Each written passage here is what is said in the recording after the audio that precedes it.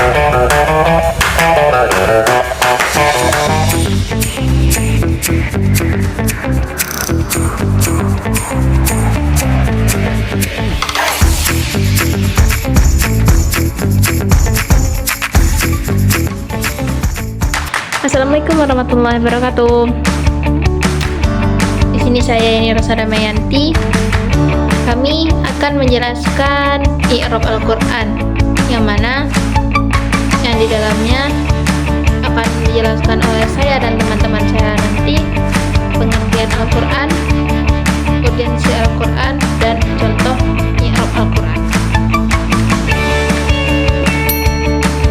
Definisi i'rab Al-Qur'an. Definisi i'rab Al-Qur'an yang mana di sini memiliki dua kata, yaitu ada kata i'rab dan ada kata Al-Qur'an. Sebelum kita mengetahui apa itu i'rab Al-Qur'an, kita harus mengetahui terlebih dahulu nih apa itu i'rab. I'rab secara bahasa yaitu al-ifsahu wal ibanatu, yaitu menjelaskan dan menerangkan. Al-Azhari berkata, al-i'rabu wa ta'ribu maknahuma wahidun wa huwa al-ibadah. I'rab dan ta'rib makna keduanya adalah sama, yaitu sama-sama menjelaskan. Jadi i'rab itu menjelaskan. Kata Al-Qur'an kalamullahil munazzalu ala Muhammadil muta'abbadu bitilawatihi.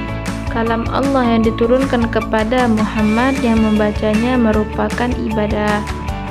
Jadi i'rab Al-Qur'an itu suatu ilmu yang membahas kaidah-kaidah bahasa Arab untuk lebih memahami makna-makna Al-Qur'an. Lebih memahami makna Al-Qur'an apa? Supaya ibadah dalam membaca Al-Qur'an itu lebih double gitu, lebih besar.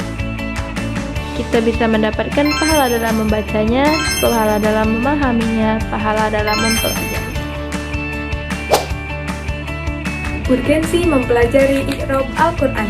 Yang pertama, memahami makna ayat dengan tepat.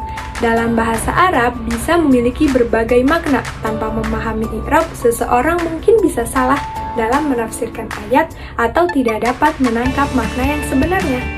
Yang kedua, menjaga kesalahan dalam tafsir atau penafsiran. Jika i'rabnya salah dipahami, bisa saja terjadi perubahan makna yang sangat jauh dari maksud aslinya.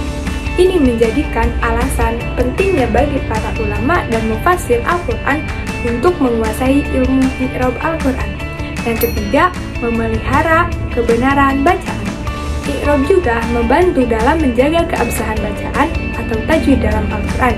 Setiap perubahan i'rab mengarah pada perbedaan dalam cara pengucapan dan intonasi bacaan. Yang keempat, mendalami pemahaman terhadap ilmu tajwid. I'rab berhubungan erat dengan ilmu tajwid yang mengatur pelafalan huruf dan ayat-ayat Al-Qur'an dengan benar. Yang kelima, menambah pemahaman dalam Al-Qur'an. Seseorang dapat lebih memahami keindahan bahasa Al-Qur'an dengan mempelajari i'rab Al-Qur'an. I'rab juga berfungsi untuk menjelaskan hubungan antara subjek, predikat, objek, dan keterangan dalam ayat-ayat Al-Qur'an. Yang keenam, pengaplikasian ilmu yang tepat. Bagi para pengajar atau dai atau penceramah, menguasai i'rab Al-Qur'an adalah kunci untuk mengajarkan Al-Qur'an dengan benar kepada umat. Pengajar dapat menjelaskan makna ayat dengan lebih akurat dan mencegah kesalahan penafsiran yang bisa merusak pemahaman umat. Penjelasan beberapa i'rab dalam ayat Al-Qur'an. Nah, i'rab adalah sebagian ilmu dari ulum Al-Qur'an ataupun ulumul Qur'an. Nah, keberadaannya menjadi sangat penting untuk dapat memahami Al-Qur'an. Apalagi jika bahasa Arab ini dijadikan unsur utama dan yang paling utama untuk dapat memahami i'rab dalam Al-Qur'an. Nah, saya ambil contoh dalam ayat Al-Qur'an, yakni surat Al-Baqarah ayat 2 yang berbunyi Bismillahirrahmanirrahim, dzalikal kitabul la raiba fihi. Nah, di sini i'rabnya dzalika di sini mempunyai kedudukan isim, roiba mempunyai kedudukan badal dari dzalika la roiba fi, la-nya ini la nafiyah dan roibanya ini adalah isim.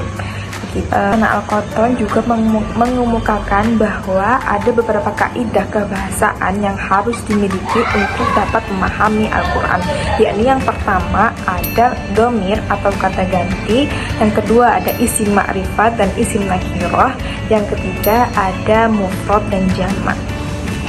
Cukup sekian dari saya. Nah, bagaimana penjelasan kami di video sebelumnya tentang i'rab Al-Quran? Kami harap penjelasan kami cukup memberi wawasan terhadap kita dan semua orang. Jika ada yang kurang ataupun salah dalam penjelasan kami mohon maaf.